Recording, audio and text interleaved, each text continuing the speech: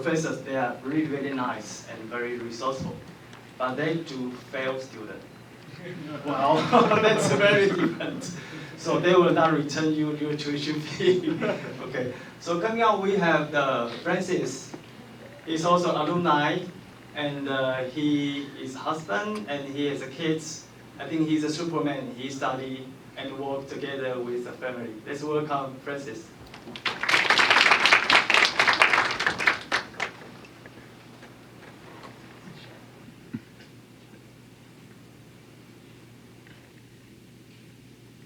Thank you, Gene. Thank you, Professor. Hello, everyone. My name is Francis Cheng. I'm from 2019 and a student. So the photo that you're seeing was taken at the Shangri-La resort situated in Yilan, where we gathered for a 3-day intensive workshop, aiming to let students to relearn and self-reflect with a bunch of classmates together. When Jean invited me to share some of my IMBA experience with you guys, I thought about it for a while as to what and how I can share with you guys. Assuming that you might have done some research on the program, probably heard about the program prior to enter the information session, I wanted to skip the why IMBA part and start with something that I have personally learned in my journey. And frankly speaking, some of them I'm still practicing right now. Hopefully by the end of this, you'll be able to find one or two that resonate and actually put into your pocket. So today I'm going to dissect my topic into 3. The first one, I'll just spend a little bit about just less than 1 minute about myself, and my life as an IMBA student will be next. And last but not least, we'll share some of my personal experience. So what is about me? I graduated from Auckland University of Technology in New Zealand with a Bachelor of Business degree in 2009, and then I came back to Taiwan to join the military service for a year. After that, I entered the workforce since then. I had a work as a sales position, both in domestic and international sales in the semiconductor and medical device industries for 10 years. During the period of 2018, I was very determined, just like all of you guys. I was determined to attend and join the IMBA program. At the time when I was first promoted to the sales manager position in 2018. I graduated, I got my IMBA degree just about last year. And currently, I'm working for a relative of mine. We are in the metal recycling business and offering product and services across the globe, including North American, South American, and some European countries as well. And we're still relatively small, but hopefully in 3 to 5 years, we're hoping that we'll envision ourselves to be one of the major contenders in the field.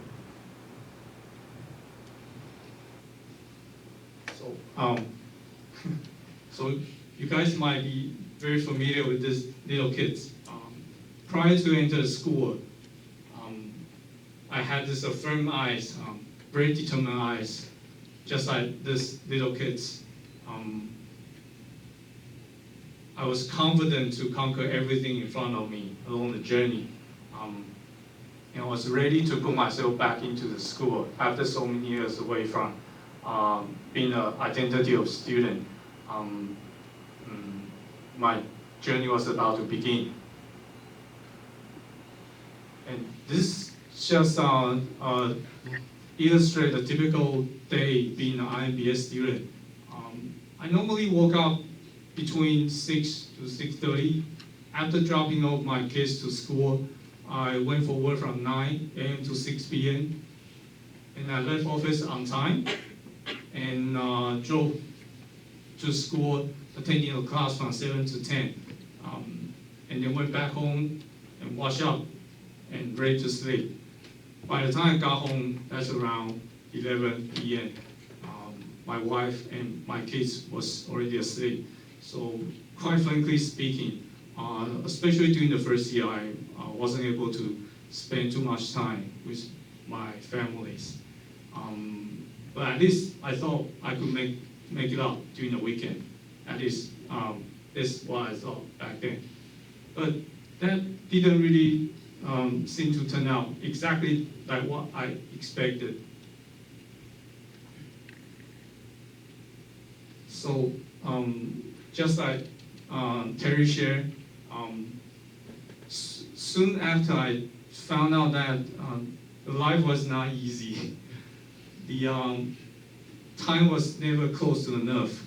So as you may have already know, besides the classes, we had a project, a presentation, group meeting, exam, and most of them were implementing groups except for exam. So this is where you got to work with a group of people from different nationalities, different working professional background, and most likely different industries. On the one hand, this will definitely give you an opportunity to work with a group of people from diverse perspective on solving on business problems, and to expose you to an environment where you can build your own personal communication skills, leadership skill, and a mindset of teamwork. But on the other hand, this all add up took a great amount of after school time, not only during the weekday, but also during the weekend. So at least at the first 2 semesters, I was sort of winding out a little. So I just wanted to share with you guys some of the negative posts on Facebook. I know it's all written in Mandarin. I don't know if some of you guys can read in Mandarin, so I'll try to translate it in English. So the first post on the top, I say, the pursuit of self-limitation begins in December. At school, we had 3 final exams, 3 assignments, 2 final presentations. At work, I had an exhibition to go, and 3 presentation report to customers, and 1 reports to the chairman. I was working for Inventec back then. Exploded, really exploded. And the second post in the middle, back home, it was almost midnight after taking a shower. Instead of going to bed, I prepared myself a snack, continue studying. During this period of time, I thought the time was flying. I didn't go anywhere during the 4-day vacation for studying, and I still felt so far behind the schedule. I feel like I'm starting to live in isolation for a while.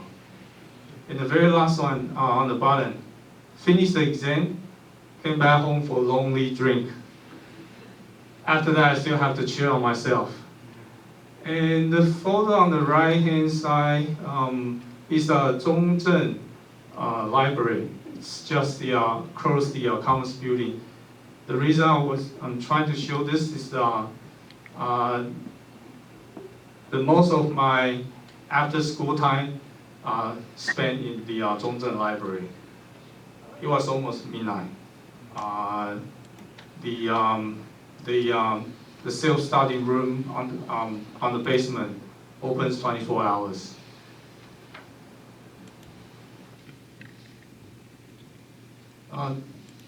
Despite the bitter taste, there was a sweeter side as well. After 1 to 2 semesters of self-adjustment, I was so much adapted and actually enjoying my such intense, challenging but purposeful process.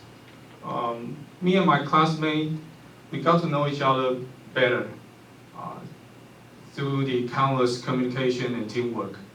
And most importantly, when you have worked so hard day in and day out with a bunch of students around you, there's a strong sense of camaraderie gradually built between you and your group and the classmates that share the same sentiment with you. And besides, we had a student council and oath club that they worked so hard to organize and host the most interesting networking events along the journey, which help us to bind not only with the peers, but also seniors, juniors, all together one step further. And the following pages are just for you to visualize how my IMBA life was like. I won't go through every single one of them. I'll just choose some that's interesting enough to share. So the one on the left, we spent an entire day on one Saturday. We were sitting in the meeting room all day, working for a final presentation of a marketing project. We worked hard, but at the same time we were sharing stuff. We were chatting, we were sharing some trivia stuff. That was fun. And the picture in the middle, this is the most fun part I wanted to share. Me and my teammate, we were supposed to meet at the Starbucks near the Nanjing Fuxing MRT station. But the funny thing is that none of us noticed the store was closed like 10 or 10:30. So by the time we went there, by the time we arrived, the store of course was closed because we went there after the class. So we had no choice but to find a solution, find a place for us to do the final rehearsal of our presentation. Luckily, we found an empty spot at the stairway just next to the Huanan Bank, Huanan Yinhang, Huanan Bank. It was a very fun experience, and one of the night shift security guards kept staring at us during the meeting, so it was very fun, a very unforgettable memory.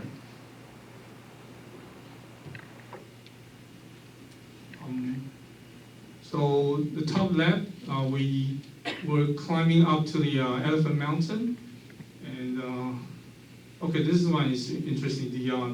The bottom left, it was actually a real networking banquet hosted by co-opetition professor. He invited his distinguished guests, his friends, who are all in the top position of their industries. The standing lady holding the microphone, she is actually one of our seniors, one of alumni. We're working for the Taipei 101 as the senior director. And on the top right, we went and visited our strategic management professor's house. We were there having lunch together and still reflect a little. It's a very fun journey.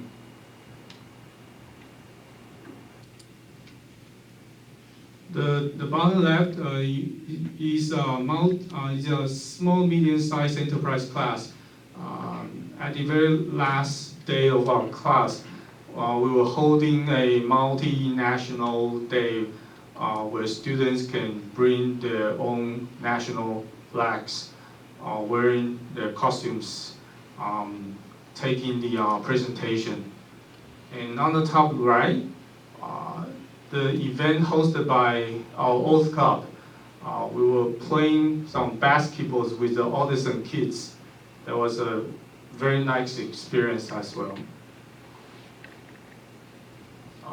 Throughout the journey, not only the expertise that I have learned within the course or the business skills like I mentioned, but the inner part, the most important gains that I would like to share is that every negative, every pressure, every challenges, that was actually laying the foundation of becoming a better myself.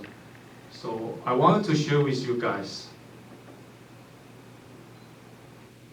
my experience sharing today. I would only like to share just one my personal advice before thinking about coming to the IMBA program is to set your own mission and vision. By setting your own mission and vision, this is where you will find the motivation towards your journey. Define your objective. Know why you're studying IMBA at this particular moment in time. And for vision, define your success. Envision yourself in 5 to 10 years. This will help you a lot. Last but not least,